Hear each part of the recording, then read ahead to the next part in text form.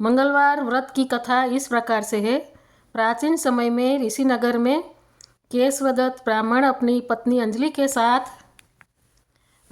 साथ रहता था। केशवदत्त को धन संपत्ति की कोई कमी नहीं थी।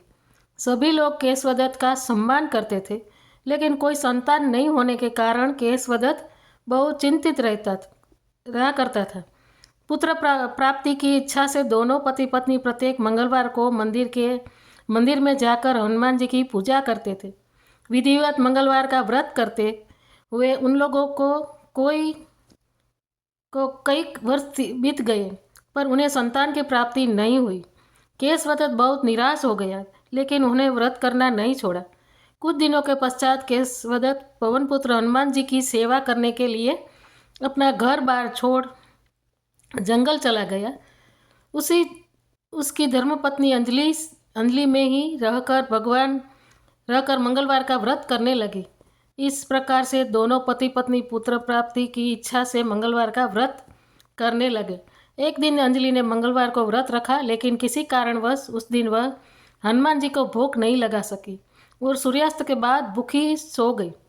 तब उसने अगले मंगलवार को हनुमान जी को भोग लगाए बिना भोजन नहीं करने का प्रण कर लिया।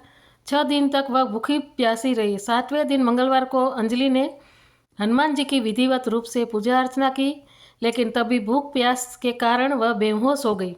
अंजलि की भक्ति को देखकर हनुमान जी प्रसन्न हो गए और उससे स्वप्न देते हुए कहा, उठो पुत्री, मैं तुम्हारी पूजा से प्रसन्न हूँ और तुम्हें सुंदर और सुयोग्य पुत्र होने का वर देता हूँ। यह कहकर पवन पुत्र अंतर्ध्यान हो गए। तब तुरंत ही अंजलि ने उठकर हनुमान जी को भोग लगाया और स्वयं भी भोजन किया। हनुमान जी की अनुकंपा से कुछ महीनों के बाद अंजलि ने एक सुंदर बालक को जन्म दिया। मंगलवार को जन्म लेने के कारण उस बच्चे का नाम मंगल प्रसाद रखा गया। कुछ दिनों के बाद केशवदत्त भी घर लौट आया। उसने मंगल को देखा तो अंजलि से पूछा, यह सुंदर बच्चा किसका है? अंजलि ने खुश होते हुए हनुमान जी के दर्शन देने और पुत्र प्राप्त होने का वरदान देने की सारी कथा सुना दी। लेकिन केशवदत्त को उसकी बातों पर विश्वास नहीं हुआ। उसके मन में यह कलुषित विचार आ गया कि अंजलि ने उसके साथ विश्वासघात किया है और अपने पापों को छिपाने के लिए झूठ बोल रही है। केशवदत्त ने उस बच्चे को मार डालने की योजना बनाई। एक दिन केशवदत्त स्नान करने के लिए कुएं पर गया। मंगल भी उसके साथ था। केशवदत्त ने मौका देकर मंगल को कुएं में फेंक दिया और घर आकर बहाना बना दिया कि मंगल तो कुएं पर मेरे पास पहुंचा ही नहीं। केशवदत्त के इतने कहने के ठीक बाद मंगल दौड़ता हुआ घर लौट आया। केशवदत्त मंगल को देखकर बुरी तरह हैरान उठा।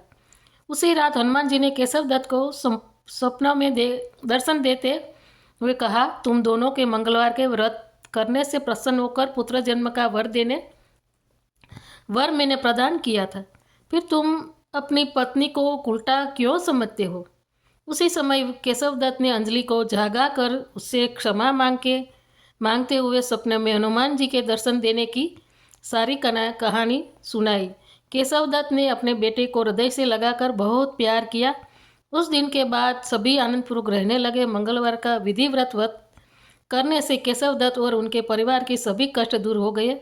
इस तरह जो स्त्री पुरुष विधिवत रूप से मंगलवार के दिन व्रत रखते हैं और व्रत कथा सुनते हैं, अंजलि पुत्र हनुमान जी उनके कभी कष्टों को दूर